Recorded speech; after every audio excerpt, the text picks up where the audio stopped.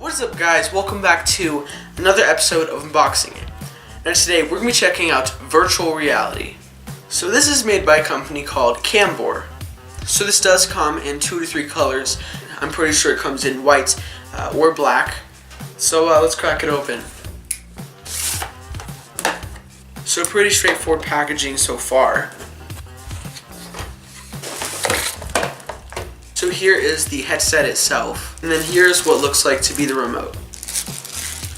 This remote is all plastic. It has more of a curved form factor, I'm guessing, so that it will fit in your hand more comfortably. It does not come with batteries, so. Jimbo, look at that. That's like straight out of Tron. So there is the little mechanism that you put your phone into. So this is all plastic. It does have cushion all over the goggles themselves, just to help make it be a more comfortable experience while you're... So it does work with glasses, which is really nice. So, you know, if you happen to wear glasses just like I do, you don't have to worry because they will probably fit. It does come with a little microfiber cloth to clean the lenses and stuff if they happen to get dirty. It also has 2 instruction manuals, one for the actual headset itself, and then one for the controller if you happen to get confused at all. Now also, before we go any further with the video, here's a quick shout out to Lasagna Man Gaming for getting the first comment on the last video. So, just wanted to say that really quick. So Jimbo, what do you say we test this thing out? We are pulling up a couple videos on YouTube to help, test this thing out. So, Jimbo, do you think I should try this roller coaster video out?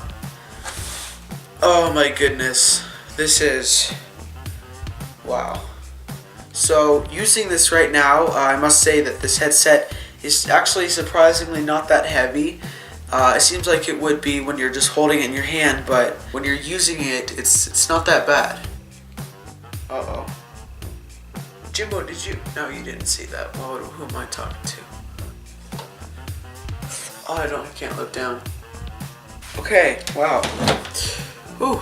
Now, even though this VR headset has a lot of great things about it, it is very possible that I might end up returning it. And not because it's awful or you shouldn't buy it, it's because for me, whenever I buy something, it's not just for one-time usage. I'll be using it a lot more frequently than, just someone that wants to try VR out. Now, something that I did find quite interesting is that all of the reviews on Amazon were all saying how wonderful this headset is and how amazingly and smooth it works. Now, even though a lot of those things that the people said are true, I just don't find this headset living up to all the compliments and all of the good reviews that I saw on Amazon. Now, if I just put this into a smartphone analogy, this is sort of like the flip phone, where, it doesn't do everything. Like, it doesn't have a touch screen, it doesn't have all the features that you have on like an iPhone or something, but it just gets the job done. And that's what I'm feeling with this headset. Now, just like flip phones have a place in the smartphone ecosystem, this also has its place in the VR ecosystem.